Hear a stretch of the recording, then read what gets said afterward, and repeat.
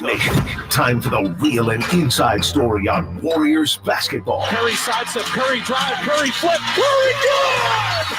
This is Just Dubs with John Dickinson.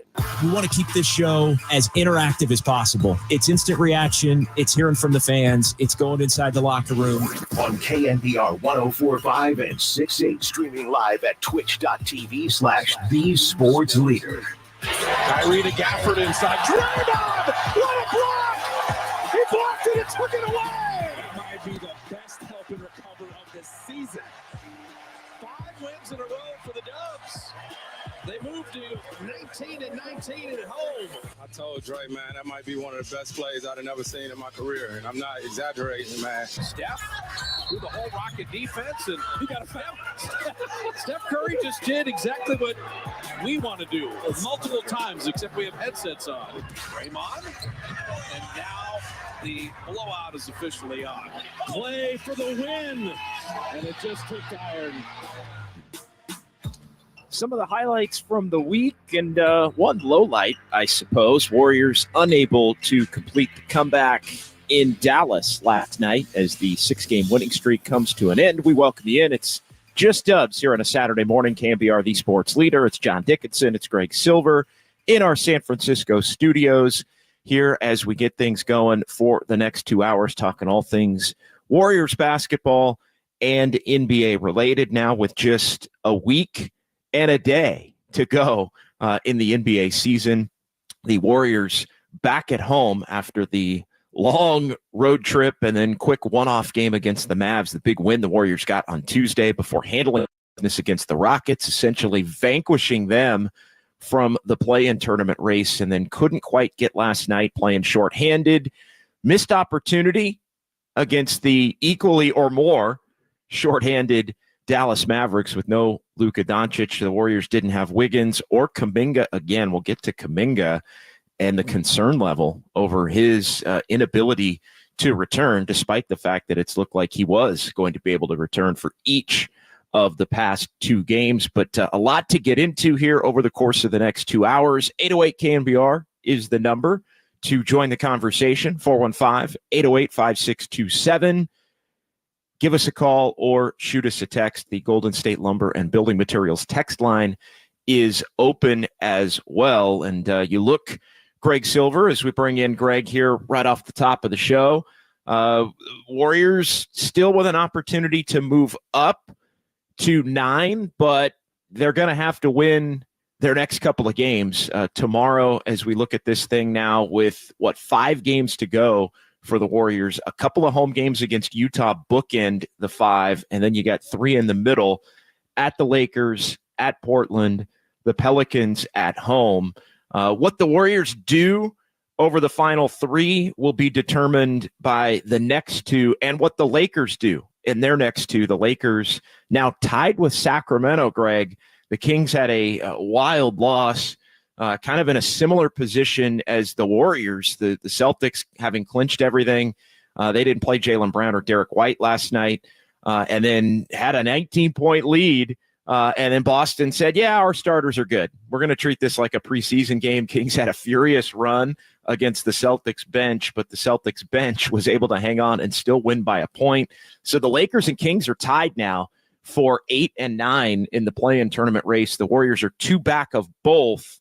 But the Lakers have the Cavs and the Timberwolves coming up the next 2 days down in Southern California, and then the Warriors go down there after playing Utah Sunday. So good morning to you, Greg. A lot going on, but we're going to find out just how realistic the Warriors' ability to move up is going to be based on everything that happens with the Lakers today and tomorrow, with the Warriors tomorrow at home against Utah, and then the showdown, the first of what could be, 2 showdowns over the course of about 8 days between the Warriors and the Lakers, in the game that I think the NBA does not want to see, the 9-10 Warrior-Laker elimination game.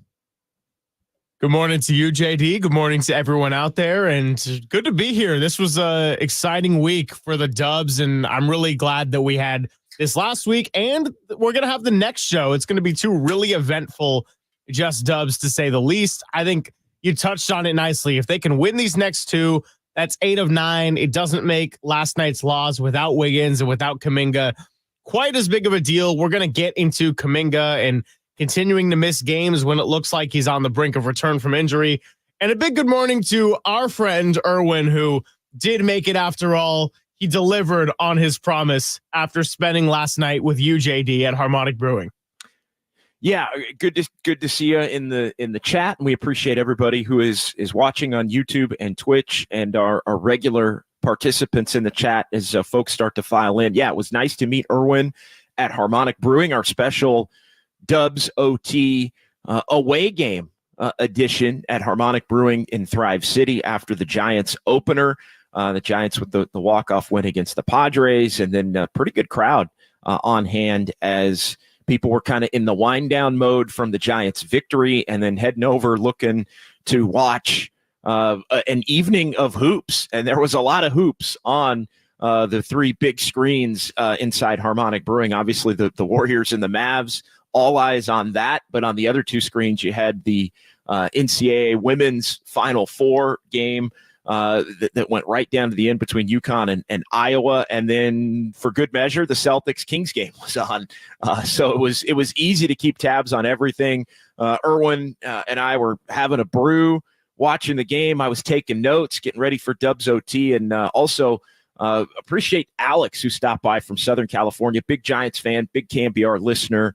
And he is somebody that isn't always in the chat, didn't want to necessarily pop on camera, but was enjoying the program and enjoying the festivities with some family as he came up from Southern California to go to opening day over at Oracle Park. So it was wonderful to meet Alex as well. Special thanks to Alex and Grace, who were manning the bar and manning the place at Harmonic, and of course to Jimmy at Harmonic, who runs the place and does an outstanding job. And we just appreciate our partnership with them. And we'll be back there tomorrow for Dubs OT with the Warriors and the Jazz set to go at it at Chase Center for the 5:30 tip-off. So 808 KNBR, the number here to participate in the program. It is Just Dubs with JD here on a Saturday morning. Just some general thoughts. I'll kind of start with last night. And I think really you got to start with this 8-game stretch for the Warriors,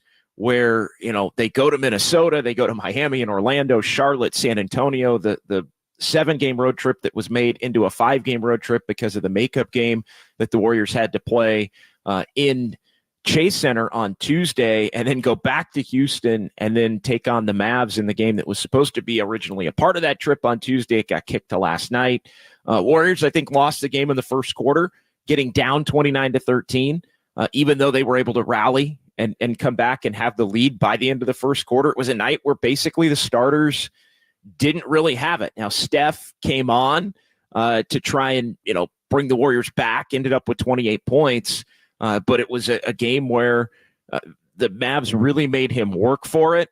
Klay Thompson, along with the bench, kept the Warriors in the game. Again, got him back into the game about 4 minutes to go in the first quarter, and really made it where it was, within striking distance for the Warriors throughout the middle of the game. And then they lost the game at the beginning of the fourth quarter, with the Mavs able to build some separation there and go up 10 at about the 6-minute mark. Starting the fourth quarter, it's a 3-point game with the Mavs in the lead after the Warriors had led at halftime, led at the end of the first quarter, and the Mavs quickly within the first minute and a half get it up to 8, then 10, and then came the comeback for the Warriors, who found themselves trailing by 9 with about 4 minutes to go. And then it was Steph and Curry basically making things happen. GP2 out there making some things happen as well. And Curry just doing his best to pull the Warriors back. They can't get the defensive stop against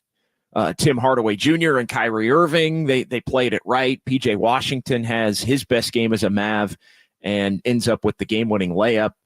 Warriors get a good look, played it right.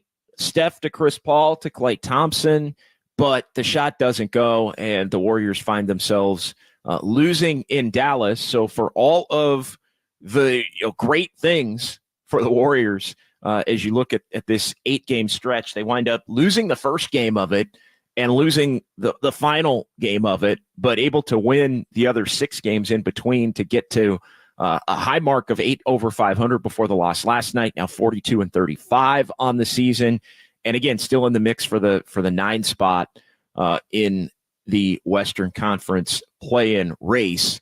And so just kind of some general thoughts there on a missed opportunity. I mean, Luka Doncic doesn't play. You still have Steph and Clay and Draymond available. And it's funny, Greg, I know we talked about it a little bit last night. I think if Wiggins or Kuminga plays, I think the Warriors probably find a way to win the game. Neither one of them played.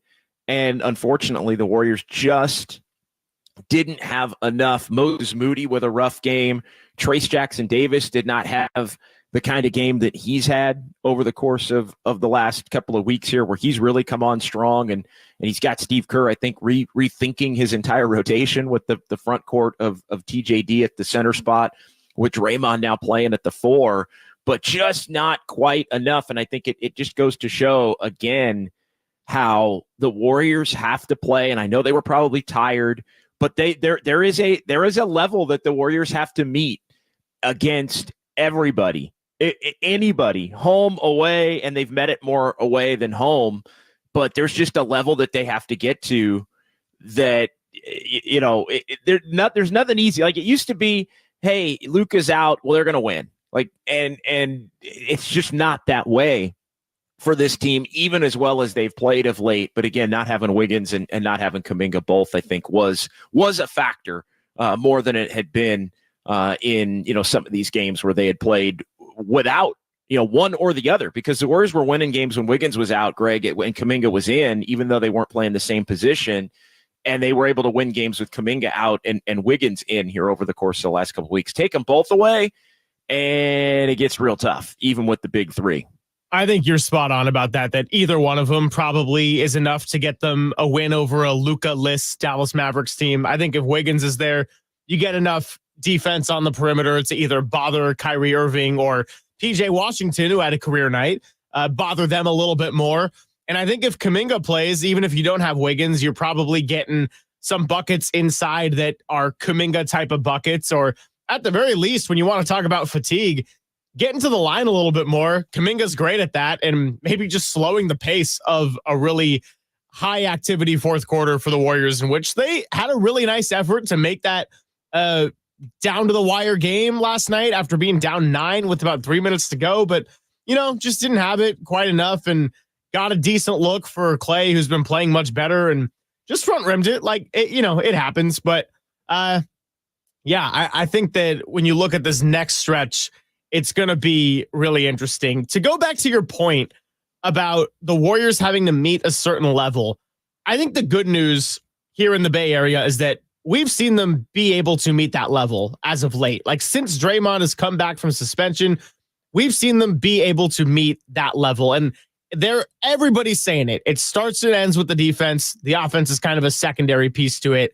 and a luxury, if anything, at times. The bad news is they have met that level a lot lately and been playing a good brand of basketball, and they're still 10. Yeah. No, that's exactly right. I mean, they were basically 10. They might have been 11 when the hot streak started. I'd have to go back and check the standings on the January 30 date that's been kind of bookmarked by many as the point at which the Warriors turn things around, and I've lost track of the record since then. I can find it in my notes, and then I've taken out a couple of the games where Steph missed, because that set the Warriors really on a bad path. Not only the games that he missed, but it really set them on a bad path the first handful of games that he came back. That homestand where they got beat by the Knicks and got ran out basically by the Pacers, where everything was looking so bleak at the beginning of this last 8-game stretch in Minnesota. But yeah, the Warriors, despite the quality play over really the last 2 months plus, for the most part, minus that week and a half, 2-week stretch where Steph was out and trying to get reacclimated. When you look at it, beyond that, the Warriors haven't been able to make up ground, and they do still find themselves in a position where they're fighting for their life, to quote Mark Jackson jokingly. where, they're going to have to win a elimination game and probably 2 on the road, which I think they've shown they might be up to that task as far as being the road warriors this year. But it's, it I think in some ways does change the conversation because the West is so deep as to, what all of this means for next year, because I think that's going to be the part. And I know we've talked about this a lot and we don't have the answer, but this team's going to have to look in the mirror, I think, at the end of the season, if they wind up 10th, regardless of what happens in the play-in tournament. And if they even get in, move up basically from 10th to 8th by getting a couple of wins, I still think they have to look at the season in its entirety and say it wasn't good enough. Changes need to be made, and potentially dramatic changes need to be made, because the thing that you can't count on is everything that went right for you this year continuing to go right for you next year, and players that you've counted on here in the last 2 months, continuing to count on them to play at the same level. Every season is different. And so I would be a little bit reluctant just saying, oh, the Warriors have been, 22-10 over the last, whatever. I just made that number up. It's close to that. 22-10 over the last 32 or whatever it is. That's going to automatically translate to next season. Like that's the part that I think you have to be realistic about if you're the Warriors as you look to improve this thing, and also improve this thing while maybe getting your financial house in order, whether that's getting under the luxury tax apron or getting out of the luxury tax completely for a year in an attempt to try and hit the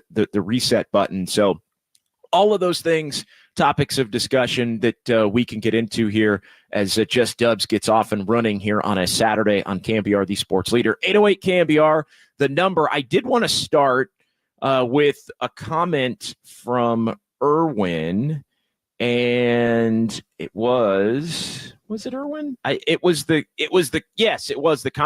comment about would it be fair to say the Warriors played to the level of their competition?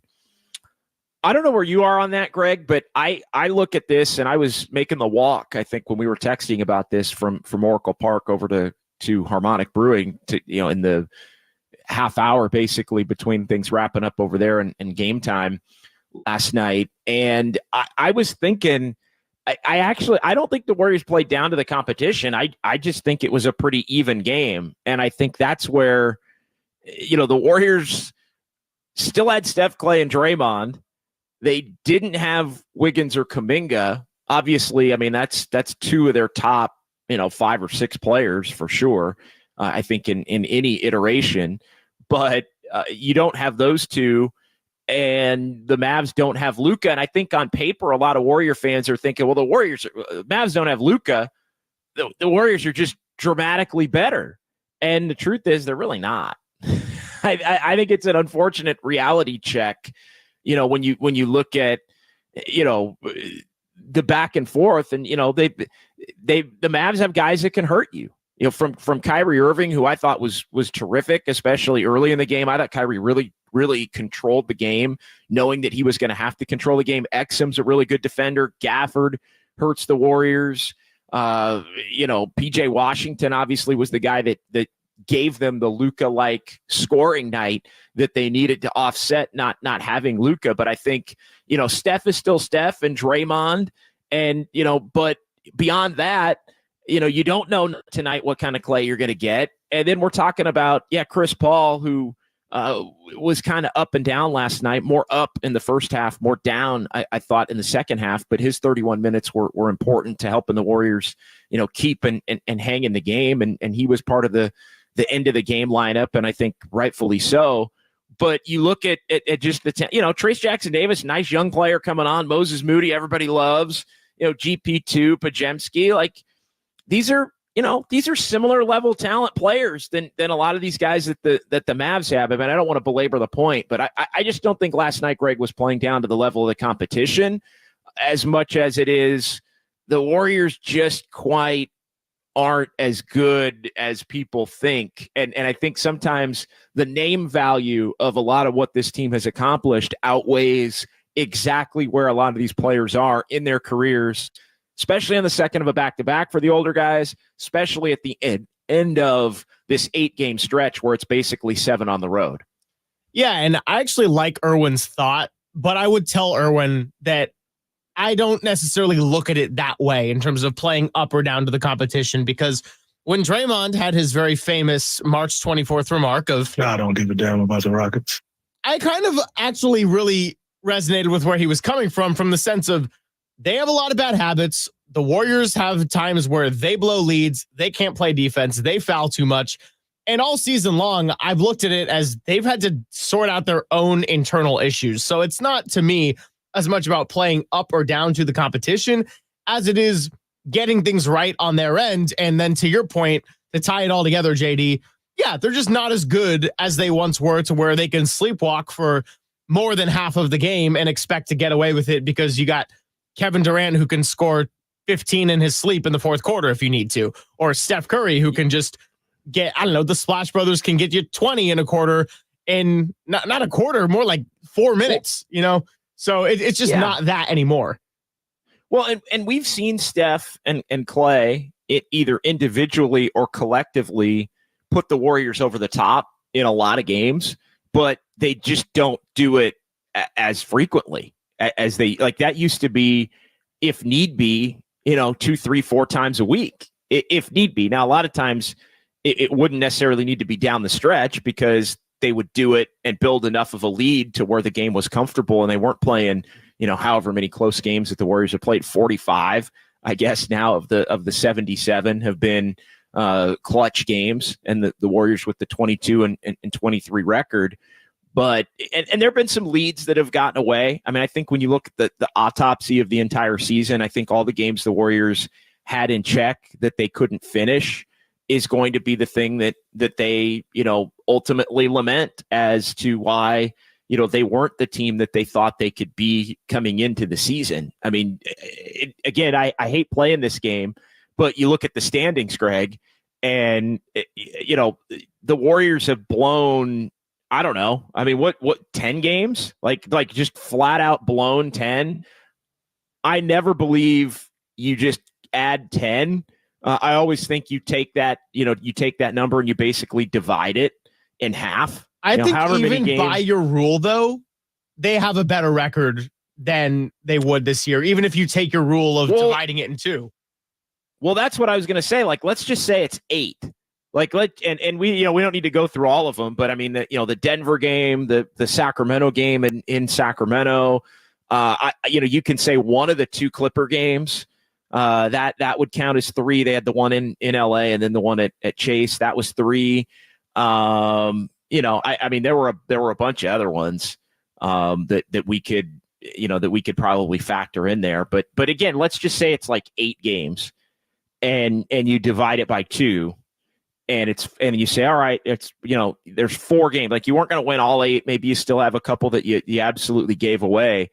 But if you add 4 games to the Warriors record, well, they're 46 and 31, which puts them tied for 6th with 5 games to go. They'd be tied. They would technically be 7th because they don't have the tiebreaker over Phoenix, but they'd be tied for 6th right now in the race with a chance, basically where they were last year, into the final week, where it was like, can they get to the 6? Are they going to wind up 7? They had to win out to get to the 6, but that's the difference. And, if you're able to, maybe beat Sacramento in one of those games, or maybe you beat the Lakers in one of those games, and, then those teams are the teams that are basically down in the 9-10 hole and having to, figure a way to pull themselves out. Now, it didn't happen, and I think the overall talent level for the Warriors is part of it. I think the inability for them to, it took them half a season to figure out the best ways to use everybody. Let's be honest, Draymond wrecked a lot of the first half of the season by getting suspended, and putting everything in doubt.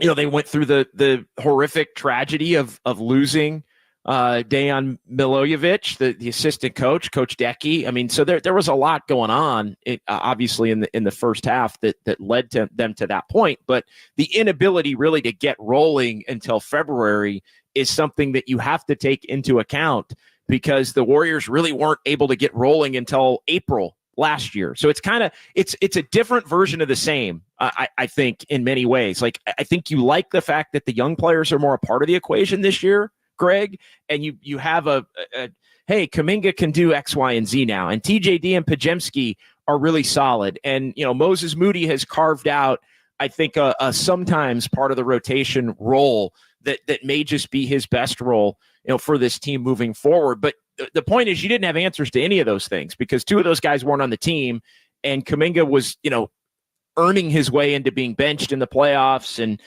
Moody was the one guy that you felt good about, but Moody's had the worst year of the four this season, even though he was the one guy that you probably felt the best about, when the season ended among the young guys. But it's a matter of, and we'll continue the conversation in this respect, it's a matter of, last year they went all in on the vets, and I think tried to think they were going to get more veteran. It's interesting how this year plays out.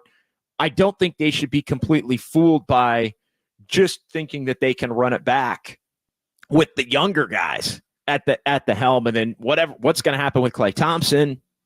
He's making a little push.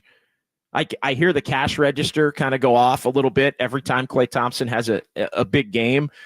What's the decision on Andrew Wiggins? Would they look to trade Kuminga, or would they look to do something even more? Like, would they look to move Draymond? I know, that's something that they've been reluctant to do.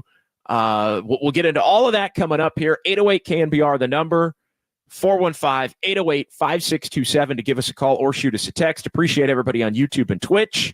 It is Just Dubs here on KNBR 104.5 and 680, the sports leader.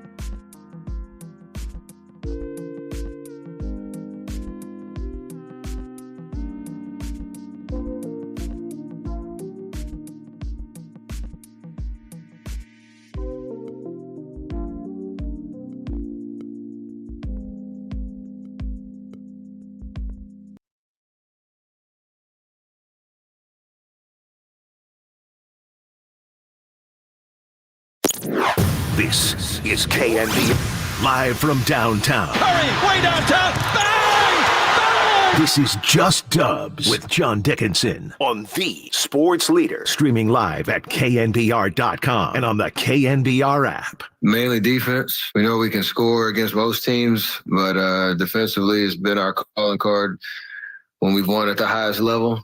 You know, we've usually been top 5, maybe top 10 defense, and I think in that span we've kind of hit those numbers, and that gives us a great chance, especially on the road. Our record on the road has been great because of that. Yeah, the Warriors have played great defense. Steph and Curry, that was post-Houston win as the Warriors got the job done against the Rockets, come up a little bit short against the Mavs. It is Just Dubs with JD here on a Saturday morning. KNBR, the sports leader, Greg Silver on hand as well. 808 KNBR, the number to join the conversation. And that's where, as we get to the phones, Bob in Saratoga is up first here to get us tipped off on this Saturday morning. What's going on this morning, Bob?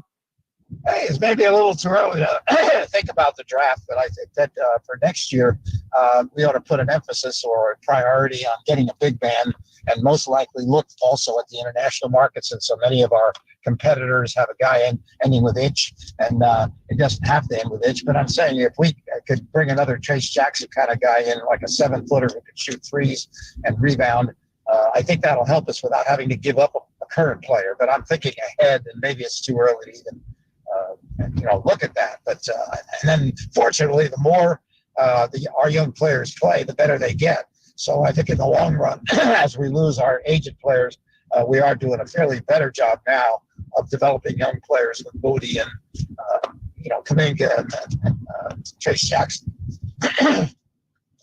Yeah, good phone call. Thanks for the call, Bob. We appreciate you checking in here. 808 KNBR, Bob's line open for you if you want to join the conversation via the phones. We've got a lot of people who want to talk on the YouTube channel as well. We, again, certainly do enjoy that conversation. Greg, you had worried. You told me during the break, you said, Bob's going to want to talk about your favorite subject, which is the Warriors need a big man. I actually didn't. One, it's not too early to be thinking about the draft. I mean, you don't want to get too in depth with it, but no, it's not too early to be thinking about ways that this team can get better in the offseason. Now, reminder, the Warriors don't have their first round pick, thanks to the Kevin Durant trade that forced them to trade Iguodala to Memphis because they were hard capped, and basically all of the stuff that allowed them to get D'Angelo Russell, which allowed them to get Andrew Wiggins, which allowed them to get Jonathan Kuminga. The interest on that is coming due in the form of the Warriors, because they were hard capped, had to ship Iguodala to Memphis and pay the Grizzlies a first round pick that they shipped to Portland. 1 to 4 protected. But anyway, the Warriors not going to be, although they could still be a lottery team, right? If they end up 10th and basically lose, at that point, they would be a non-playoff team. They'd be a lottery team with a slim chance of moving up. I mean, we're talking a 1% chance, 2% chance, something like that, roughly, to be able to move up. But yeah, for all intents and purposes, the Warriors are not going to have their first round pick. In theory, though, Greg, when somebody says get a big, typically I do kind of eye roll at it because it's, well, what's Trace Jackson Davis? And, Draymond Green is somebody that's going to have to play the 5. And really you have your 5 and your 4 spots, I think, accounted for between Draymond and TJD to a certain extent, not completely. And also, Kuminga and Draymond as your 2 4s, really, with maybe some GP2 peppered in there. He can be kind of a 3, 4, can be an on-ball defender that'll guard a 1 or a 2. But I don't think it's crazy to say the Warriors need a big if you're saying the Warriors need a big that's a skilled big, that's a shooting big, that's a guy that can, maybe have a presence in the paint, but also hit some threes and keep the ball moving. Think younger, better Dario Saric, type skill set, only more of a true center. Obviously, Saric is a small ball center. And look, those guys aren't just readily available, especially in the draft. But that type of skill set whether it's in the draft or whether it's, low-level free agency or it's a throw-in and a trade. I do think a player with that skill set, Greg, is someone that the Warriors should covet as their next big. If they are planning on TJD and Draymond being the main fives, and you are planning on Kuminga and Draymond to be the main fours, then you want that next guy, basically that third center, to be somebody that does different things than the top two, and that means be a more skilled guy. I really wish we disagreed more sometimes, because I think that would make for exciting talk radio. But I'm glad you said what you said, because to me, it's not ever that the Warriors don't need a big. I think what gives me the eye roll moment is probably similar to what gives you the eye roll moment of, well, why don't you just go get, someone that already exists who's a really good big? Like, you guys know that a Joel Embiid or a Nikola Jokic or even somebody, 60% of those guys, they're really hard to find, and they don't just flip-flop teams like that. Like, you got to go find someone who's young and could develop into a nice player, and I think Trace Jackson Davis was an incredible find at 57, and I'm glad that the Warriors do have him because he's played the five really well.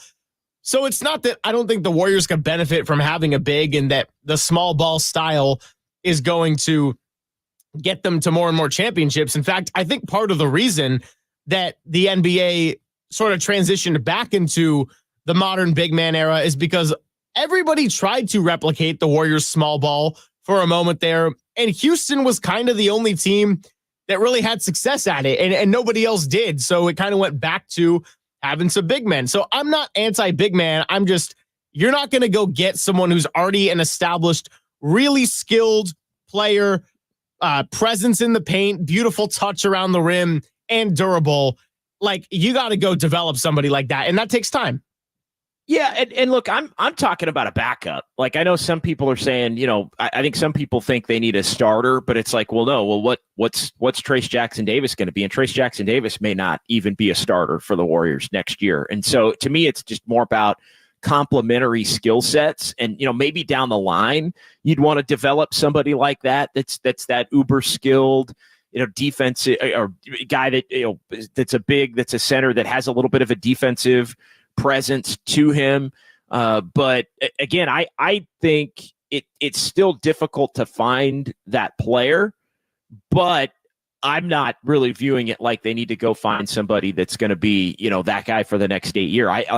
And again, that doesn't necessarily make it easier, but I think they need to be able to, find somebody that's, again, think Saric role, only is a true center and not a small ball five, not somebody where you're just trying to get away with him playing at the five, which he doesn't play well, that can, maybe post up a little, but hit the three, and also keep the ball moving in the context of the Warriors offense, which I think is huge. But, we're already having the conversation about TJD and what it means for next year, and should he start? And I think, we know as long as the Warriors get Wiggins back, and they need to get Wiggins back, by the way, the little ankle wasn't an ankle sprain. It was described as ankle soreness. I guess he rolled it toward the end of the Rockets game, didn't play in the fourth quarter of the Rockets game. They got to get Wiggins back, but we've been having this conversation about, should TJD remain in the starting lineup? And I think TJD is going to remain in the starting lineup when Kuminga comes back, as long as they have Wiggins. And I kind of wonder, and I had this thought last night, would the Warriors have started Kuminga at the three last night had Wiggins been out and Kuminga been in? I don't think they would have. I think they still would have started Moody and brought Kuminga off the bench, because Moody had played well over a stretch of games here and is more of a three than Kuminga is. And I think, again, part of that would have been reacclimating Kuminga. I think part of that would have been, keeping Moody involved and carving out a role for him because of how well that he's played lately.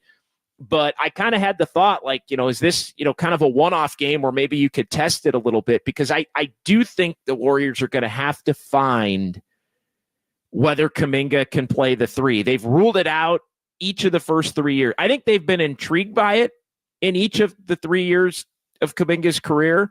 And I think all 3 years they've ruled it out. Like he's just a 4. He's better at the 4. He can play with Draymond. He can play with TJD, but you can't put him out there with 2 other bigs, whether it's Draymond and TJD or Looney or whatever. Like he is not, in essence, to this point, the Wiggins replacement, if there is going to be a Wiggins replacement. So it's all tied together. I know we've gotten into this conversation a lot as to what they do, but I wonder if the Warriors do find themselves either having to play without Wiggins for a couple of games here, which would be really bad, especially in the Laker game or in any of these other games that they have to win. If they have to win all of them, basically, to have a chance to move up here between now and the end of the season, would they use a couple of games at the end to maybe try to play Kuminga and Draymond and TJD together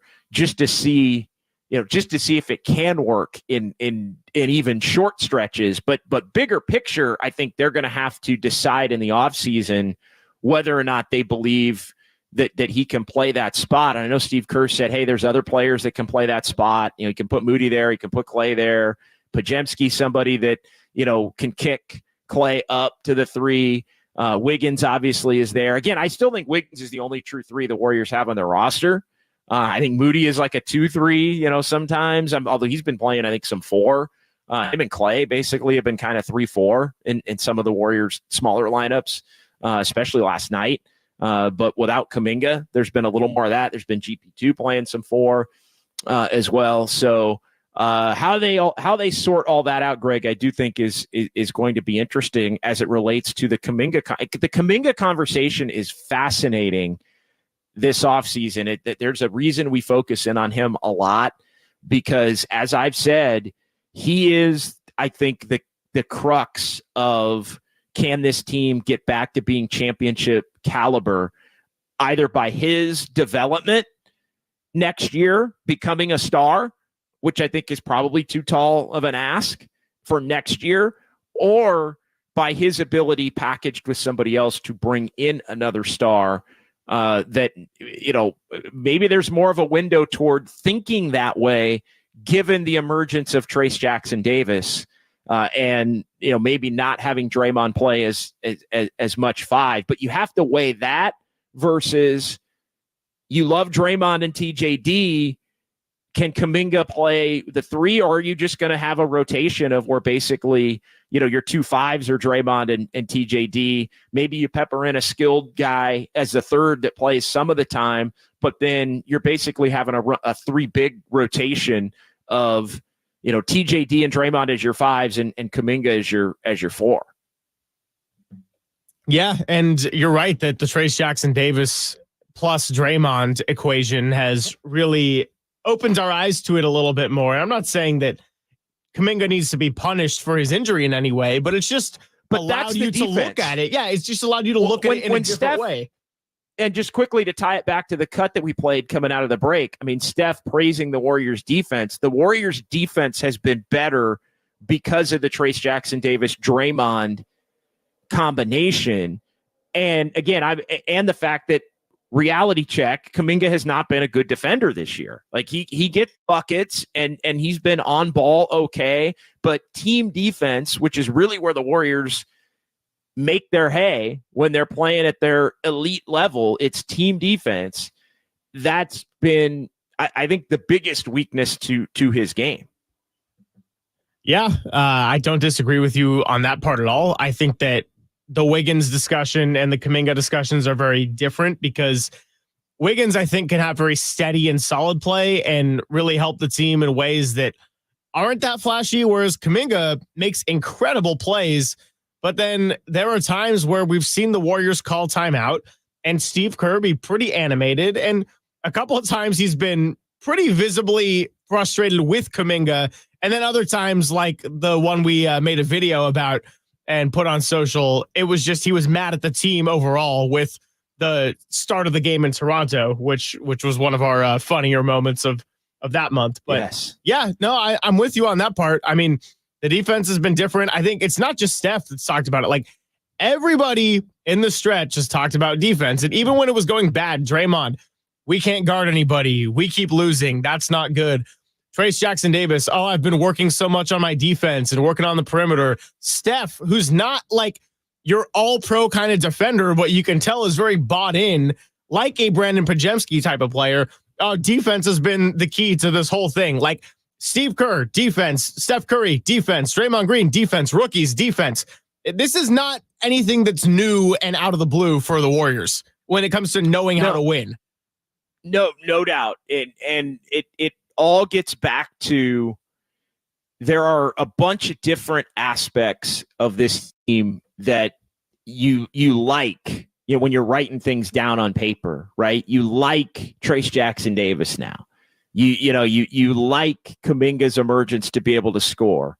You like the defense in the TJG Draymond combination, but that potentially hurts Kuminga's playing time. But you like Kuminga when Kuminga plays the floor and can really get downhill and score, and you need that.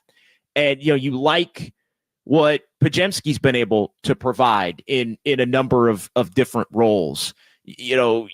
So that like all of these different things have to be melded together for the Warriors in the offseason. And melded together to where they can be a team that isn't spending half the season trying to figure it out. And here's the other part. It has to be melded into a team, Greg, where you have to also account for things that didn't go wrong for you this year that might go wrong for you next year, AKA Steph Curry doesn't play 75 games or whatever the heck it's going to be if he plays in every one here between now and the end of the season, right? Because Steph's missed 6 games. So if Steph plays every game, maybe misses one at the end. But if Steph does that, I mean, we're talking about if Steph playing 75 games, like that's unheard of. And I think that's the one area that gives me a little bit of pause as far as run it back, the run it back conversation. Look, I don't think that many people think they're going to run it back, but it's how deep, but it ain't going to be that much different either, right? Like there are a couple pivot point areas where the Warriors can look to get better. And some of it is beyond their control, right? Some of it is, does Klay Thompson come back?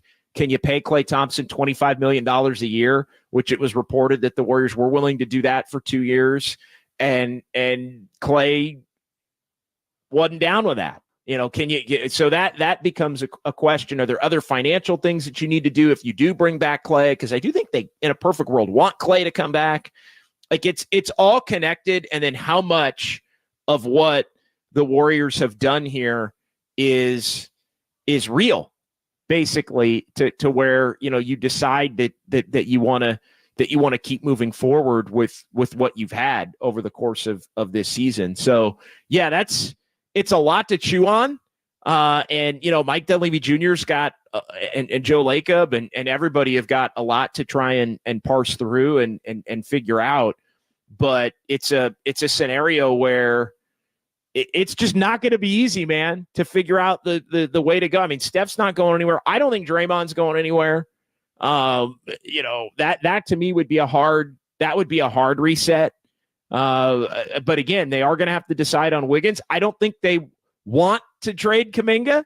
Like I think they want to keep him, but you're also not just keeping him, you're keeping him and you're paying him in all likelihood, because he's earned, I don't know, 3 months ago, I don't think he had necessarily earned an extension, really. Like it was, especially if he at that point in time would have wanted, $100 million extension or more. He's played his way into where he's going to get over $100 million extension. And so it doesn't kick in next year. You're in the Jordan Poole realm of, you extend him this October, but the real money kicks in the next year. So you could extend him, keep him, and then trade him when his salary slot is at a major number, moving forward, if you decide that you wanted to do that basically a year and a half from now, or a year, in the 25 summer off season there. But, they have to decide all of these different things. And again, it's just not going to be easy, Greg. It's a lot of difficult decisions with the intent on you've got Steph and potentially Draymond and Steve around for these next 2 years, and you want to be able to win at a higher level than the Warriors have won at this year. Like, forget about the games they've kicked away. Forget about the games last year that Curry missed. Forget about, Draymond being Draymond and wrecking the first half of the season, setting them back. Like, forget about all of that. Like, you have to account for all of that in your offseason evaluation, all of it, and then decide, how are you better than a team that's fighting to either get into the play-in or get to the 6th spot? Because I think that the goal for the Warriors truly is, yes, be top 6, but I think that the real goal is, can they be top 4? The real goal is you look at teams that were beneath them last year at the end of the year, and those are the teams that, Minnesota was behind the Warriors last year. OKC Dallas was behind OKC. The Warriors last year. Dallas was behind the Warriors last year. Exactly. All of these teams were behind the Warriors last year. New Orleans was behind the Warriors last year. Yeah, all of these teams were behind the Warriors last year. And so it's not so much your record as it is, how do you stack up against everybody else? And, you look at Minnesota up. Denver is down a little bit, although they're going to win more games and could still end up first. OKC up. The Clippers are better. Dallas is better. Phoenix is better, even though they've been maligned and up and down and at times look like non-contending frauds. They are better. The Pelicans are better. Now, Sacramento, they're basically the same, but they're worse in terms of their standing. The Lakers, better in terms of record, maybe not better in terms of defense, but they're better offensively than they were a year ago. But basically, a different version of the same. They knocked you out. And so how do you get better while accounting for some of the natural ways that you're set up to get worse? Well, let me ask you this, and this could be the way we sort of wrap up this segment and head into hour number 2 here on Just Dubs. Rank your priorities for me in the offseason with the way things are standing right now, with what you just watched over the last week, or you can make it the last 2 months or the whole season. I'll leave that up to you. You have to rank paying Kuminga, keeping Wiggins on the roster, and re-signing Clay. I mean, I think what you'd like to be the first priority is to find out I think Clay is the number one priority. I think Clay is the number one thing on the list as far as, like, that's the first conversation. It's Clay. We want to keep you. It's got to be this money. Clay's going to say yes or no, or I'm going to test the market. And so I think Clay is the first person you deal with. Also out of respect in terms of, and here's the other thing. The Warriors, even with Klay Thompson, lack shooting. So if you need to find out if Clay's going to be here or not, because if he's not, then you have to get more shooting, which I think impacts the Wiggins and Kuminga decisions. So I think Clay, out of respect to, being a future Hall of Famer and an all-time great and a part of the core, that's the number one priority. Decision on Clay. Will he take the money? Will he accept potentially a sometimes bench role if that's what it takes? Although, that may be less and less a part of the conversation since he's been reinserted into the starting lineup, and the Warriors have been better for his reinsertion into the starting lineup. But is Clay going to be cool with, if he has a terrible couple of months, at the beginning of next season, having somebody start over him for a stretch? And, I think he probably would be. I think you ripped that Band-Aid off this year, and maybe it was a little bit uncomfortable and he didn't love it, but he accepted it because he wants to win and knows he's still going to play a lot of minutes and be impactful. And look, over the long haul, the cream rose to the top, and Clay became the better option again to be in the starting lineup, and he's played well. And he's setting himself up to have a team offer him more what he feels he's worth, and then the Warriors are going to have to make a tough decision. So I think Klay Thompson's number one at the top of the list.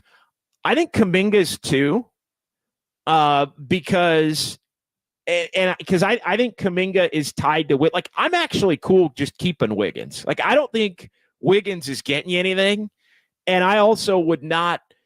I would be reluctant on Wiggins to just move him, as we've talked about. So I kind of think in a sense you're stuck with Wiggins. So and you're not even necessarily worse for being stuck with Wiggins, but if you trade him, like I'm of the belief that the Warriors could trade Wiggins and everybody would celebrate it and then they'd end up being worse for it.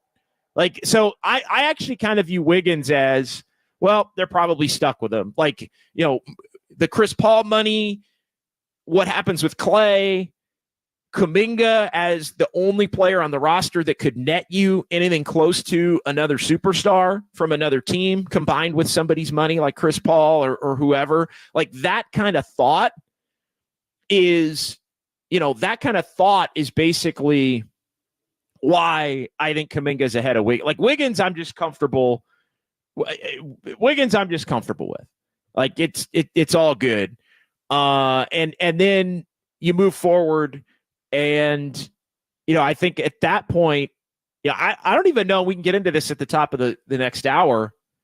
I don't even know that Wiggins would be my third priority given the way that I just think at that point, I think that, Clay and Kuminga are the big, because I think at this point you want to keep TJD. And I think at this point you want to keep Pajemski. And Moses Moody is kind of, he's a role player, so it's like you could keep him or he could be included in a deal. I'd be inclined to just keep him because I think he's a young, steady player that sometimes plays, sometimes doesn't. But the crux of it is like how you get better is the Clay decision, the Kuminga decision. I think to a lesser extent exploring Wiggins, although I don't think you can necessarily get something for him, and then the Chris Paul contract.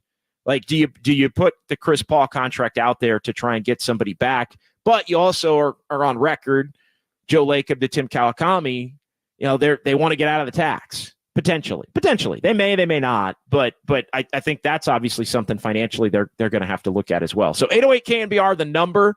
It is Just Dubs with JD, John Dickinson. Greg Silver is here as well. We do have a couple of lines open. We'll also get to Raphael and Berkeley coming up next. As 1 hour in the books, 1 hour to come. It's KNBR 104.5 and 680, the sports leader. Big fat dub.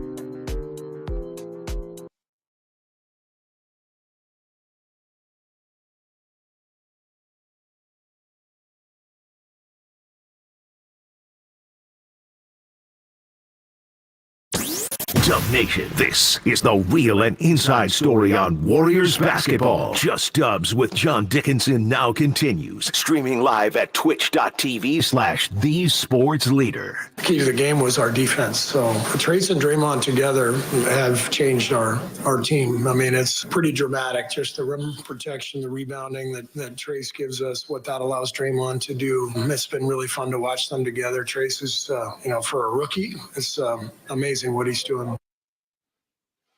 Yeah, it has been amazing what TJD has done and his development, even as a player who obviously had a lot more experience than many of the other recent Warrior draft picks in terms of the college game. Like he's come on fast and, I think has the potential to really fit and makes the Warriors and the way they operate make sense. Playing next to Draymond, the rebounding, all of those things, the ability to score. Like TJD can score a little bit in the paint, which gives the Warriors a threat in an area where basically they've been getting beat a lot by teams. Other teams get the Trace Jackson Davis buckets against the Warriors constantly. And that's a big part of the reason often when the Warriors lose as to why they lose. But the bigger picture question is, and hearing Steve Kerr there, and we'll get back to the phones at 808 KNBR. It is Just Dubs here, hour number 2 on a Saturday morning on KNBR, the sports leader. 808 KNBR, 415-808-5627 to join the conversation. The Golden State Lumber and Building Materials text line open as well. And we get to a couple of texts coming up. The YouTube chat. We will get into the YouTube chat here between now and noon. And so we got a busy day of Giants coverage coming up with the Giants and the Padres tonight, 6:05 first pitch over at Oracle Park. Greg, before we get to the phones, I hear that Steve Kerr cut, and my first thought is Trace Jackson Davis isn't going anywhere. Why would he? He was the 57th pick in the draft, probably paying him like $10. Like, I might be making more money than Trace Jackson. I'm kidding. Guys, I'm not. I'm scrapping my way through Just Dubs. Careful. But I'll be coming for JD's salary soon. No, I'm kidding. I would never do that to you either. Point is, Trace Jackson Davis not going anywhere at all. No. And so the question then becomes, is he the starting center with Draymond and you're moving Kuminga to the bench? Can you figure out if Kuminga can play the 3? If Wiggins is on the team, you're not going to do that because Kuminga's your starting 3. Or is Kuminga going to be, somebody that's going to, basically be the guy that has to come off the bench? Will he accept that, even if you pay him? Like, all of these things are tied together. 808 KNBR, let's get back to the phones. A couple of people that want to squawk with us here on a Saturday morning. Raphael and Berkeley next here on the Sports Leader. Hey, what's up, JD? First-time caller. Love your show. I wanted to ask about the Warriors' feasibility of going to get Malik Monk this summer. Would they be able to keep Clay if they did that? I know there's some overlap between them, and I know Monk is injured, but I feel like he'd be a great fit. Just some pop off the bench. He could run the second unit a little bit. Maybe they can't keep Chris Paul to stay under the tax, but would they even be able to do that and stay under the tax? Yeah, I think, look, the Warriors are not going to be able to clear room to go get a Malik Monk unless it's dramatic, unless it's like Chris Paul's numbers go away. And Greg, you can correct me if I'm wrong here, but I think Chris Paul's numbers would have to go away. I'm just looking at it here. And I think they would have to have Clay's money go away. And then at that point, they may even have to still do something with Wiggins in an attempt to be that, because again, you'd have to basically create 20 million. Cause I think Monk, Raphael's probably going to be close to a $20 million a year player. I think he's making 9-ish this year, or 9 the last couple of years with Sacramento. And I think he's going to want a big time raise. So, and he's earned it. He's going to be the 6th man of the year. Tough break for him to be out basically for the season. But no, he's impactful. His game is interesting, Raphael, because he is a fill-it-up scorer. He's a very streaky shooter, but he's also really, and we've seen this in games where they've played against the Warriors, he just he's one of those guys that will just put his head. They almost have used him as their backup point guard offensively, right? They put the ball in his hands. They let him drive. He creates offense for others. Like, he's not just a stand-up shooter. He's a guy that's basically, for Sacramento, one of their offensive creators. And I do think the Warriors need more of those kinds of guys. And he's fearless in the moment. Like, he kind of stands up to the moment and other players, and he's got a little bit of an edge to his game. He would be somebody that I think whoever gets him, he's going to help. No doubt. I feel like he's like Jordan Poole actualized, like he's what we wanted Jordan Poole to become. All right, thanks for the call. One more thing. Hopefully, I can make it out to Harmonic soon. I heard from your boys Haberman and Middlecoff that you could put them down. So take it easy. Have a happy Saturday. Yeah. Thanks, Raph. And I think Erwin is saying that. Although, again, maybe lighten it up a little bit when we're working and watching the game and getting ready to go on the radio. You don't want to get too carried away with it. But appreciate it, Raphael. And Haberman and Middlecoff. Two of the best. Love those guys. Long time friends and former coworkers, and had the opportunity to do a couple of shows with Haberman around the holidays. Good dude. And Middlecoff, good dude as well. Miss that guy being in the Bay. I think he moved to Arizona, and it's but two of the best. So appreciate the nod coming from you, and appreciate you listening to this show here on KNBR, the sports leader. Chris in San Jose is next here on Just Dubs on a Saturday morning. Hey, Chris. Hey, how are you? Appreciate you taking well. my call. Appreciate you taking my call. Always listen to you. I think it's going to be really hard to move off of Wiggins, and I'm going to tell you my thought process on that is that he makes, I think, $25 million. It's like, where are you going to get a guy that can play as well as he does from time to time? I mean, I know he's not as consistent as you would like, but he makes $25 million. I mean, he can be an elite player at $25 million. I think that, you have to look at each person as far as the amount of money that you're paying them. I mean, Clay makes a tremendous amount of money. He's not playing anywhere close to where that money level is. And he would be the guy that would probably go, as much as I love Clay, I believe he's done a lot for this organization and stuff. My biggest problem is that I don't want to go back to the days when, the time period when Kalina Azubuike played. I mean, those were some dreadful times. And I'm not willing to give up on some of these younger guys to go and get a 40% chance of winning the championship as opposed to a 15% chance of winning the championship. Interested in hear what you got to say about that.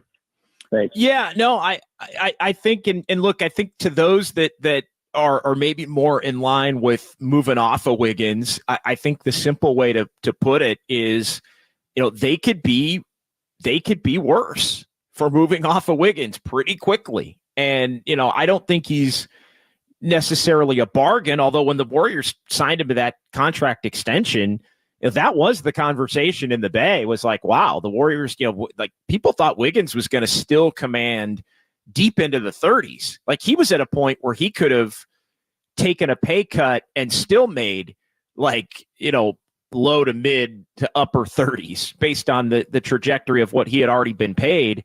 So there was some level of a discount. Now, in hindsight, you look at that, Greg, and I know that the cynics might look at that and go, oh, well, Wiggins was willing to take less because Wiggins kind of knew that he wasn't going to be, bringing it all the time or something like that. But no, I think you could do a lot worse. I think you could do a lot worse than keeping Andrew Wiggins. And I just don't think the Warriors should be in a panic to move off of Wiggins unless it's really an opportunity to get better. And I've said this a lot, Greg, like, you just don't want to move off of him to move off. Like, Wiggins is not, and he gets put in this conversation too much, and it does kind of drive me nuts, although less lately because he's played better lately. But he's not the kind of player that's just simple addition by subtraction. Like a lot of players are. Like, there are some players where it's just like, get rid of him, the Warriors will be better without him. The Warriors, that is not an automatic in the conversation about Andrew Wiggins. No, it's certainly not. And I don't want to go down my typical Wiggins rant again because all of our regulars have heard it probably 5 or 6 times now.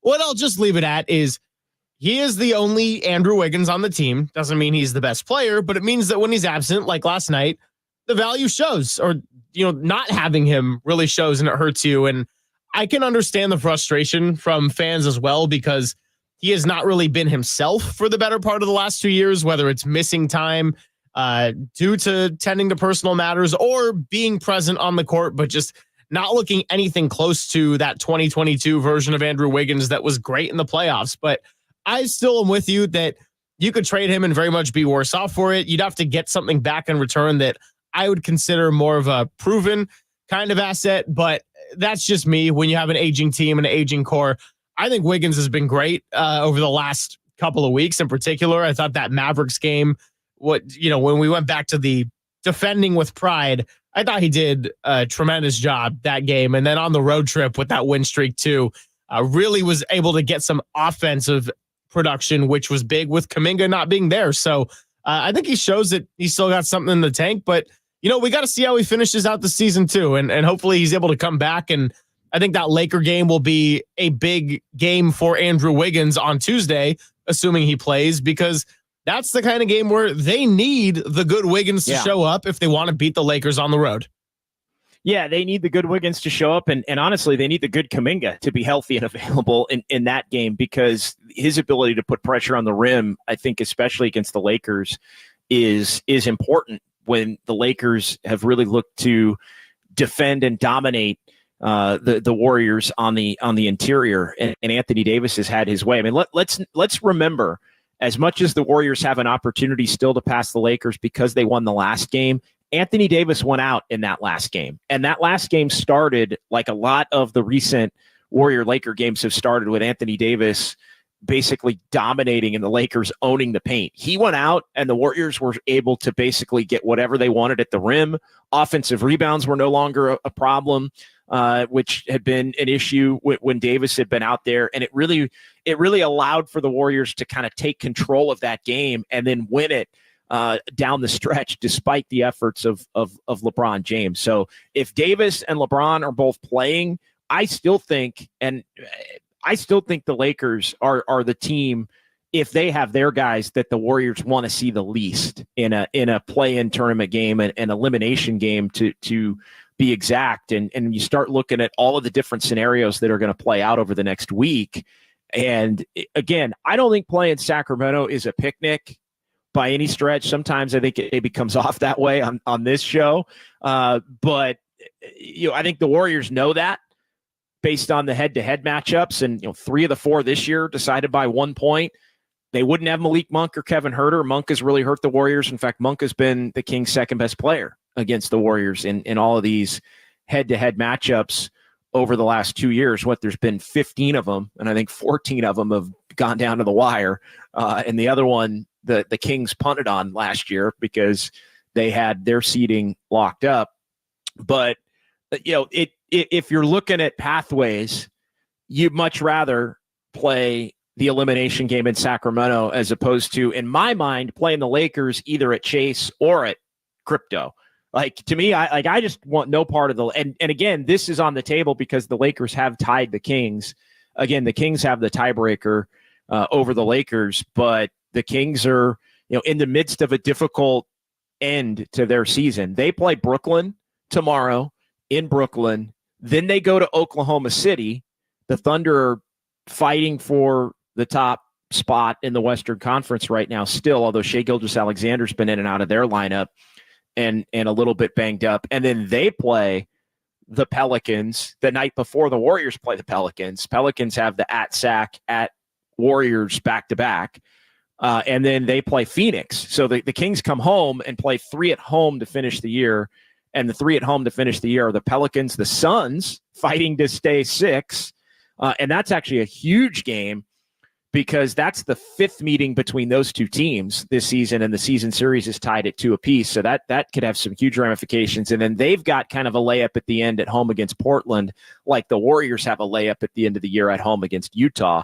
So if it gets to the point where, Sacramento can control their own destiny and they have that home game against Portland at the end, you got to think that Sacramento would be able to win that game. Although their MO this year has been to lose games like that at home. But I don't think they would on the final day of the regular season if they had something on the line, Greg. I want to get to a comment that I saw earlier in the chat, and then we can get to some sound as well. But our guy, Frisbee Man from Twitch, good morning to you, Frisbee Man. This kind of relates back to what we talked about last night about, do the Warriors want to get the 9? How important is that because of their focus on the road? I'm in the same boat as Frisbee Man here, that I think if 9 is attainable, go get 9. Like, yes, you've been better on the road. I know it's weird when you look at last year, the complete opposite, when they were a disaster on the road. But Crypto Staples in an elimination game against LeBron James, look, you can't go out and dig yourselves a hole in an elimination game against LeBron, who's someone that can control the pace and flow of the game probably better than anybody in the league. So I think if you have a chance to get that game at home, absolutely try to get that 9.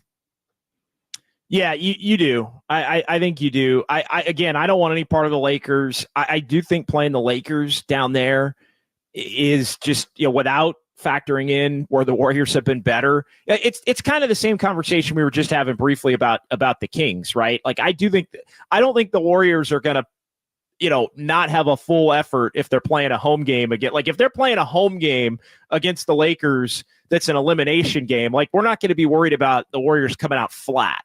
Right. And tricking the game away. So, I think at that point, you probably would rather be home. We're going to find out. Like, we're going to find out by Tuesday where this thing stands as far as, what's realistic, what's not, who's truly falling. The team that's truly falling is the Pelicans. Like, everybody keeps saying the Kings are the team that's truly falling. The Pelicans are the team that's falling. Right now, they have fallen all the way to 7th and have dropped 4 in a row, and Ingram is still not back. They were 5th with in fact, I think they were even tied for 4th at one point, but in 4th at one point not that long ago. And now they've lost 4 in a row, and they're all the way down to 7th. And like I said, Ingram's still not back. They're a game up of Sacramento. They're a game back now of Phoenix. Like, Phoenix is a game clear of 6. Dallas is 2 games clear now in 5th. So it's looking more and more like the Clippers are going to be 4. Dallas and Phoenix, Dallas basically controls their destiny to at least be 5, but definitely in the top 6 when you look at their leads that they have over the Pelicans and the Kings. And it's just looking more and more like it's going to be the Pelicans and the Kings, or the Pelicans and the Lakers that wind up in the 7-8 matchup with the other, either the Lakers or the Kings playing the Warriors in the 10 spot. And so I think that's going to be a situation where, and I got to think it's also a situation, Greg, where the league is got to be salivating. As much as they love Zion Williamson, the league has got to be salivating at the notion of Pelicans Lakers play-in game 7-8, Lakers win, Kings Warriors play-in game, which obviously those games did huge numbers last year. The Warriors Kings games did huge numbers because they were just unbelievable games. And so, but I think the league would love to have one more of those, Warriors win, and then have the Warriors and the Lakers both get in as the 7 and the 8 seeds and get them into, full series in a perfect world, probably against Minnesota and OKC and not Denver. But again, there's a pathway to that playing out, which I think we wouldn't have thought had the opportunity to play out over the last couple of weeks. But these teams are all going to decide it because a lot of them are playing each other between now and the end of the regular season. All right, let's go ahead and pause here. 808 KNBR is the number, 415-808-5627. Golden State Lumber and Building Materials text line as well. Quick timeout, and then we'll keep this thing rolling all the way up until the noon hour here on Just Dubs on a Saturday. We've got some sound to get to as well. We've got a lot of really good sound, some sounds of the week here with our buddy Greg Silver. He's put that together. And I also want to go back to some of the salary cap conversations because I pulled up the projections as far as the numbers for next year and the salary cap and the luxury tax and the Warriors salaries that are currently on the books for next year as well. And so we'll get into that coming up as far as just where the Warriors stand if certain players are or are not on the Warriors roster. That's all straight ahead. It's Just Dubs with JD, Greg Silver here as well. KNBR 104.5 and 680, the sports leader.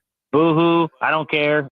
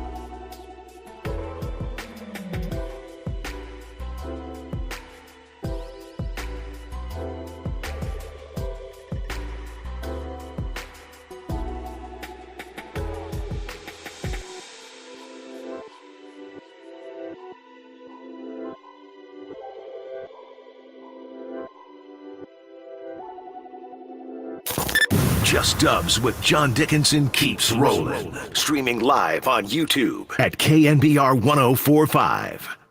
104.88 after that three. He's loving having Mikey around. Another lob. Trace Jackson Davis. But again, it's really Klay Thompson because he's acting like he's going to set a screen, and then you just slip out of it as Londell stays up a little bit. Trace had never had a 20-point game until tonight. Yeah, big game for Trace Jackson Davis Thursday. One of three Warriors to score 20 or more in that game. It is just Dubs with JD, John Dickinson, Greg Silver on hand as well, keeping it rolling here until noon on The Sports Leader. Get back to the phones here coming up. A couple of lines open, 808 KNBR, the number to join the conversation. We also are going to play some sounds here between now and noon. We'll dig into the YouTube chat. We appreciate everybody watching on YouTube, Twitch, and the Twitter X stream, from Erwin Kwong to Ernie Chavez. Appreciate everybody. Mike V, AJ Cruz 75, Pat H, a lot of the regulars. Paul checking in, Rocket New Era 84 checking in, Joe Schmo, one of our all-time faves here. A lot of back and forth between the group, which is always anticipated and always fun. Michael Tarantino here as well in the chat. So yeah, appreciate everybody that's going back and forth and participating here in the program as well. And so yeah, thanks to those who have made Just Dubs a really good show here, and one that we're happy to put on for you each and every Saturday. Back on YouTube and streaming podcast only next week with the Giants in St. Petersburg taking on the Rays. I think that's a 1:00 game. So we're going to be back next week on YouTube, Twitch, and the Twitter X stream, as well as we do that each and every Saturday morning here on KNBR, the Sports Leader. All right, Greg, before we get to the sounds, I do want to get into a little bit about the salary cap next year and just where the Warriors stand, because we had a caller earlier and I dug up the numbers and then we got off on another tangent, as we often do here on this show and on Dubs OT. But I was looking at the numbers, and I've got the Warriors salaries here on a spreadsheet that I can play with a little bit. So for the folks in the chat that were concerned about us nerding out a little bit, we might nerd out a little bit more here in the next couple of minutes, but deal with it. Next year, the projected salary cap, and this was via Shams of The Athletic, $141 million is what is projected, which had dropped from a couple of million from what it had originally been anticipated. And that can still change. It can go up, it can go down, but roughly $141 million right now is the projection for the cap next year. And the luxury tax line, $172 million. So right now, the first apron is at 179. Right now, the Warriors are projected to have, and this is with Chris Paul, but not with Clay. So they're projected at 174 for next year. So basically right now, no Clay, but with Chris Paul, the Warriors are over the cap and between the projected luxury tax line and the first apron. So that, again, not to get too wonky there, but that's with Chris Paul's $30 million without Klay Thompson. So if you factor in, let's just say Klay Thompson at $25 million for next year, then it puts you at 199, which is basically over the second apron, which is, not something that obviously is going to happen. Now, Kevon Looney probably goes away, but the question was, how could the Warriors, could they basically clear cap space to be able to sign free agents? And the only way really to do that would be no Clay, no Chris Paul, $30 million, no Looney, would get him down to 136. And at that point, they'd probably have to do something with Wiggins or Draymond, because they'd still be at 136. So they could get to about, roughly 8 million, maybe under 6 to 8 million under. You'd have to trade Wiggins into somebody's salary cap space, right? So you have to find a team with space, attach something to Wiggins to get a team to take him, basically, because the only way you can get under the cap is if you don't take a player back of equal salary. The only way you can do that is if you trade into somebody's salary cap space that has enough to absorb Wiggins. So if you did that, you could get to like 110 as far as as the total, and then you'd have maybe $30 million to be able to spend on somebody roughly to where you could get under. So that's the pathway. Greg, any obvious points I left out there? I mean, it would basically be you're saying goodbye to Chris Paul, you're saying goodbye to Klay Thompson, and you'd have to either say goodbye to Draymond Green or Andrew Wiggins into somebody's cap space to get, significantly enough under the cap. And that's also factoring in Kevon Looney's, buyout. Basically, I think there's a non-guaranteed portion of Looney's contract for next year to where his $8 million on the books would go away, which I think is probably going to happen. Yeah, well, don't even get that thought in my head about departing ways with Looney. You know how that makes me feel. But to be serious, I think that when you think about Joe Lacob and how he acts and everything he says on the record, I'm sure that getting under the aprons and getting under the cap is something that is a goal in the future at some point. I wouldn't take that too seriously until Steph Curry is retired or Draymond Green is gone or Steve Kerr is no longer the coach. Like, when they decide it's time to rebuild, they will deal with all the financial stuff and decide that it's time to rebuild. As long as Steph Curry's here and is still playing at a really high level, Joe Lacob's going to try to win games. Like, that's how I see it. I do too. I think you always, though, have to examine every year whether it's worth it to pivot. And I think that, smart organizations do that. And again, talking about the fact that you'd like to maybe get under the first apron, which the Warriors currently are at, they're over 200 million right now for this season. Talking about wanting to do that, I don't think is a bad thing, right? I just think it's a smart thing. It doesn't mean you don't want to win.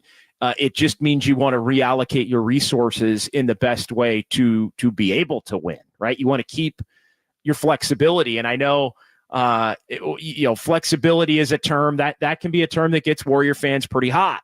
Optionality can get Warrior fans pretty hot. But again, there's a difference between keeping the ability to make moves and then not making moves. And so like the reason you keep the ability to make moves is so you eventually can make the right move. It's not like you have 5 different moves you can make. Let's be honest. The Warriors have really one big move they can make, and it's either going to help them get back to being closer to a title contender, or it's going to set them farther back, maybe not only in the interim, but definitely in the future. And so, that's going to be something that they're going to have to weigh here moving forward. But yeah, just looking at the numbers, if Klay Thompson came back at 25 million, then for the Warriors basically to get under the apron, it would have to be bye-bye Chris Paul, bye-bye Chris Paul would do it, or bye-bye Wiggins would get it very close. Bye-bye Wiggins and bye-bye Looney would get you to a point where you could do it as well. But then you don't have Wiggins and you don't have Looney. So you're going to have to get and again, that's with Klay Thompson coming back onto the roster. So they are going to have to make some decisions if they truly want to get, under that apron. But as far as like the ability to sign free agents, no, it would have to be dramatic. It would have to be no Klay. It would have to be no Wiggins or Draymond. It would have to be, Chris Paul is let walk or traded for nothing. Like it would be all of those things would have to be in play for the Warriors to get to a point where they would, have the ability to be able to sign some players. So I think that makes it, a lot more difficult because you don't, and this ties into some of the Bob Myers sound that we're going to play here, and we'll let Greg set this up. Little Sounds of Silver on Just Dubs here on a Saturday morning. But, Bob had something to say about, just keeping things together, which I think is important as well. But we'll let Greg set that up, and then we'll react to some of the sound here. 808 KNBR, still some time here, Just Dubs on a Saturday on the Sports Leader, as the Warriors losing last night in Dallas, back home tomorrow against Utah. Join me at Harmonic Brewing following that one for Dubs OT here on KNBR, the sports leader, about 7:45, 8 o'clock. We'll get things rolling out at Harmonic Brewing. What do we got, Greg? Call Greg. That's a better idea. Phone line's still open, baby. All right, so first we're going to play one cut from Steph after the Rockets postgame, which we weren't able to get into Sounds of Silver. But the reason I came back with the Trace Jackson Davis highlight and his nice game, his first ever 20-point game, is because I wanted to listen to this quote about Steph talking about Trace Jackson Davis. And I'm not even going to reveal exactly what he said, but I thought it was very intriguing because Steph's voice is always going to carry a lot of weight in this franchise. So, JD, I want to hear your reaction to this one as well. I mean, it's no secret we're a smaller team in general.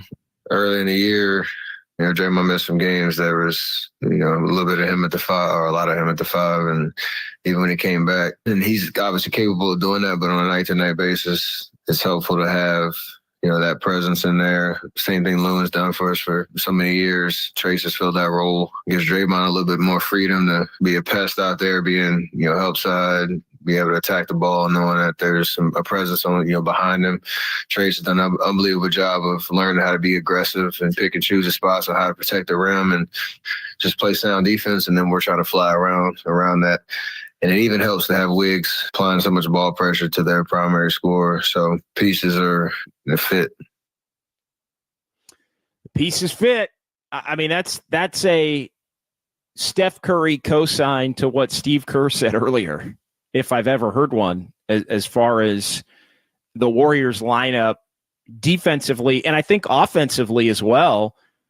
Now, that's tied to Wiggins playing up to his capabilities on both ends. And it's also, I think, tied to Klay Thompson being more the Klay Thompson that we've seen of late, right? The hot shooting Klay Thompson that's getting you 20-plus points a game and doing it most nights relatively efficiently. But I think we're seeing, when the Warriors truly have been at their best over the decade, they have played a true center in their starting lineup. And I count Kevon Looney as that. Even last year when that group was the top group in the NBA with Steph and Klay and Draymond and Looney and Wiggins, that was the starting lineup basically that won the Warriors a championship a couple of years ago. I know Otto Porter ended up in there and GP2 ended up in there a little bit. I mean, the Warriors have always been willing to adjust in the finals to try and get over the top. And they did that in the Celtics series as well. But like when the Warriors it's been Draymond at center to close games, but not necessarily at center to start games. And TJD provides, I think, a lot of what makes Draymond better. And he can score a little bit on the interior in ways that don't upset the Warriors offense, right? It's not like TJD, somebody you have to give the ball to. You run your normal offense and you get the ball to TJD in areas where he can dunk it or put it back. He's a rebounder. He's a paint presence defensively. So it's intriguing as to anytime you have a Steve Kerr vote, Greg, and anytime you have a Steph Curry vote, it makes me think that there is going to have to be a bigger conversation about, him and Draymond playing and potentially starting together. And I wouldn't have anticipated this before Kuminga got hurt, but maybe Kuminga having to be the guy that ends up coming off the bench, which, on the one hand, from a basketball standpoint, doesn't seem like it's a bad thing. But then you start to get into, is Kuminga going to accept that? Is it better to still start Draymond at the 5 and Kuminga at the 4 and play TJD off the bench and then kind of go from there? Because you can play TJD and Kuminga together. You can play Draymond and Kuminga together. Obviously, that's been a successful starting and closing lineup at the 5 and the 4 respectively. And you can obviously play Draymond and TJD together as well. Again, all these other decisions with Wiggins and Klay Thompson play into it, but Steph and Steve, Greg, tell me that they like themselves some TJD and think that him being in the starting lineup with Wiggins, that's the other part of it, is the key to maybe unlocking a next level of this team, especially defensively. So you complimented my lovely show clothes package last night. I have the depressing show clothes and then the regular one, depending on a win or a loss. And in the depressing one, for a while, I had a clip of you emphatically saying, if that doesn't tell you that the pieces don't fit, I don't know what does. And now we're talking about a quote from the Warriors superstar about pieces fitting. I mean, like it does mean more than just a little to hear it. But you talk about Klay Thompson and you talk about Andrew Wiggins, and I think that's kind of a nice segue into our guy, Bob Myers, who was on the Old Man and the Three podcast with JJ Redick this week. He was very adamant about keeping a group together, and he looks back on that as one of his best achievements. Now, if they break it up over the offseason, that will not be his problem, and it will not be his decision. But what do you say we listen to a little bit of Bob talking about trying to keep something together when naturally there are so many elements that want to break a dynasty up? You know, the best thing I did, or we did when I was there, was we kept it together. And they're still keeping it together because how hard that is. You can have a year or two. You had really good teams you were on. You did personally. It couldn't stay together. So I was so focused on when you saw something great to not let it break apart. That's a very simple answer. How do we protect this to get to a championship? But you understand how hard it is to protect that. How many people want to rip that thing down internally, externally, egos, money, credit, blame, all kinds of stuff. Everything is eating away at that integrity, that sanctity of a team. So all I tried to do was protect that. What that meant for me was, how do I make JJ Redick feel like he wants to be here and feel a part of this and understand that this is something special? And even though this teammate told you to go f yourself yesterday, he's still not a bad guy. What? And he just wants to win like you. What? Yeah, there was some salty Bob language. I was listening to a good chunk of this right before we started the show. But yeah, I mean that has been the key, right? Because think about how many pairs or trios the Warriors have basically broken up over the time that they've been, you know, I mean, going back to Dwight Howard and James Harden, right? Like back in the early, you know, they helped, I think, break up McCollum and Lillard, you know, because of their, you know, Westbrook and Durant, Lob City, like, I mean, like 3 different iterations of Chris Paul teams have been broken up, and now Chris Paul's with the Warriors. So, I mean, there is something to be said. Yeah, rocking New Era Myers with an F-bomb. Definitely. There were a couple of them. That was a good little clip. I'm glad I listened through, because when I heard the first one, I was like, wait, hold on. Do I gotta actually like listen to this and edit it and bleep it out? Because I kind of just assumed there wouldn't be. No, as we were deciding that we were going to play more of it, I had the same thought. I was like, I hope Greg really listened to this, because there were multiple salty Bob language. But yeah, it speaks to the point about keeping it together. And you know, I do think the Warriors still want to keep it together, meaning Steph, Dre, and Klay. This is going to be, and I know, you know, Bob had said it was going to be the most difficult, you know, the decision on Draymond and all this was going to be really difficult, and all the things they were going to have to do to try to keep it together, you know, going back over the last couple of years. But this to me, I think, is the most difficult, because this is the first time where it's not just pay the man his money with Klay Thompson. And so, you know, they did it with Draymond. Obviously, they're doing it with Steph. But this is the first time where I think there is a specific number that they do not want to go beyond with Klay Thompson. And I think Klay Thompson definitely feels he's worth it, 1. And 2, may be able to get it on the open market as this thing looks to go toward free agency. And I think that's where, you know, there also has been, as much as Klay Thompson loves it here and wants to stay here and has been, you know, reportedly open to a lesser role or even taken, you know, somewhat of a discount, which was kind of the opposite at the beginning of the year. Klay Thompson, it hasn't been, all, rose petals and candy between him and the organization this year. Like, I think that's obvious. And so I think there is a little potential, animosity in play, a little bit of angst, a little bit of, oh, well, this team thinks I'm worth X, and you guys have said for a year that I'm not.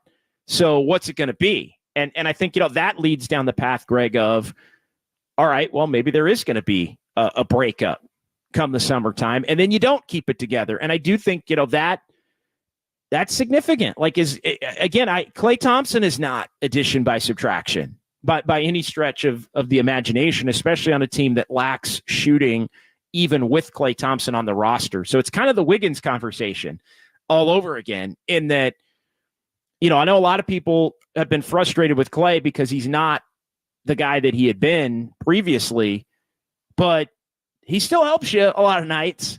And if you don't have him on the roster, you have to replace him. And, just plugging in Podziemski doesn't handle your shooting problem. And so, again, it's going to be a difficult conversation, and one that I think has gone beyond a point that I think the Warriors had hoped that it would go beyond.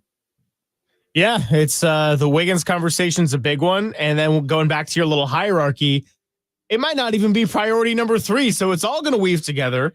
But we'll keep moving on, Bob, because got to look at the clock a little bit as well. These next two, it's a two-parter, and I just found it to be kind of funny, but also a good insight into what it was like doing his job as a GM. And he discussed what it was like when players would just come to him and ask if they were going to get traded. So this is what he had to say, part 1. I had a player come into me one time and said, I need to know if you're going to trade me or not. It wasn't Steph Curry, because then I would have said no.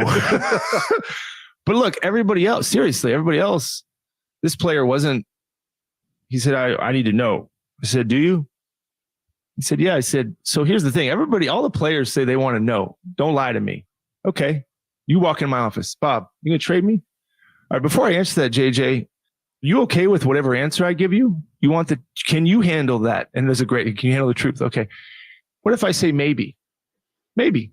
What are you going to do with that? I said, because JJ, I can understand you being pissed at that, because if anybody walked into their boss tomorrow and whatever you do, you're going to fire me? And the boss goes, maybe?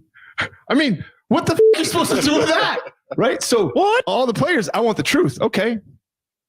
Bob, you going to trade me at this trade deadline? I got some stuff, JJ, in the works. Don't know if it's going to happen. Got to see if it works. What else you want to know? I got a first for you, maybe. I'm not sure you're worth it. I don't know.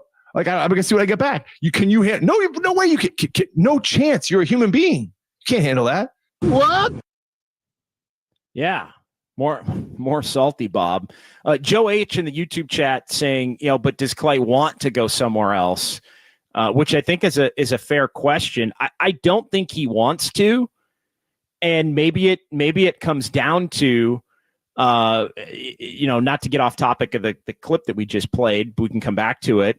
But the reality is, like, I don't necessarily think Klay Thompson wants to, but if the Warriors aren't going to pay him, I don't necessarily see Klay Thompson taking less money to stay at this point. And that's where I think ultimately it's determined, that's where the acrimony will be, is it, the level at which the acrimony and the displeasure between the two meets reality. Because if another team is willing to offer him, 2 years and $60 million, something like that, and the Warriors are like, want it to be like 2 years and $40 million. Well, and then there's a respect that comes along with it. Like, I think that's all going to have to get to get factored in. Great stuff from Bob there on dealing with players that come in and want to be traded. Let's hear part 2, because he actually gives his answer of how he answered when the player came in and asked about getting traded. This is great. So I said to this guy, I said, here's my answer. I said, and I'm going to do this. You asked the question. Here's the answer. I don't know. And I'm not doing that to protect you. I'm doing that to protect me, because you're not worth me lying for. Man. You're not worth me lying for going to bed at night. That's what I said. I said, not because I'm going to not lie. I'm not lying for me. So I go to bed at night and go, I didn't lie. Don't call me a liar. Makes a lot of sense. I mean, it makes a lot of sense, honestly. And I know there was a greater discussion between the two about, how much players can actually, take as far as the truth serum and the ability for people to be honest and all of that. It was a fascinating conversation. I do think it, provided some insight into the ability for the Warriors to keep things together over the years like that. I think all of it was tight because there were times where guys would come in and, whether, I'm not reporting this, but whether it was Andrew Wiggins or Jordan Poole or whoever, like I'm sure maybe a couple of those guys did come in and have those conversations with Bob. Maybe Draymond had that conversation with Bob at some point, and he had to give a legitimate answer to it. But yeah, interesting stuff from the former Warriors GM, Greg. Yeah, absolutely. But I liked playing those cuts after the first one where he talked about keeping it together and making that the forefront of his focus during his tenure as the Warriors GM. We got about a minute left on the show, so we'll forego that last cut about Jordan Poole and the video and everything, and I'll give the floor to you, my friend, for some closing thoughts here on Just Dubs. Yeah, I mean, look, it's going to be a wild week ahead. The Warriors come home off of the 7 of 8 away from Chase. Got to get the game against Utah, and then we're going to have some fun with the game down in L.A. Keep an eye on the Lakers the next couple of days. Cleveland and Minnesota, afternoon game for the Lakers today against the Cavs, and then they play Minnesota tomorrow night. So the Lakers have 2 games before the showdown between the Warriors and the Lakers down in Southern California Tuesday. We've got you covered for all of it as far as our Dubs OT shows tomorrow at Harmonic. We'll be on after the game against the Lakers, and then Thursday and Friday next week as well as the Warriors look to wrap things up here on this regular season. Just Dubs next week at 10. And the next 3 days are going to tell the story. So, Greg, wonderful stuff from you. Really appreciate it. We'll talk to you tomorrow from Harmonic Brewing. What do we got coming up next? Hits of the week, KNBR. Hits of the week, KNBR coming up. Some talking baseball, and then the Giants and Padres, all here on the Sports Leader.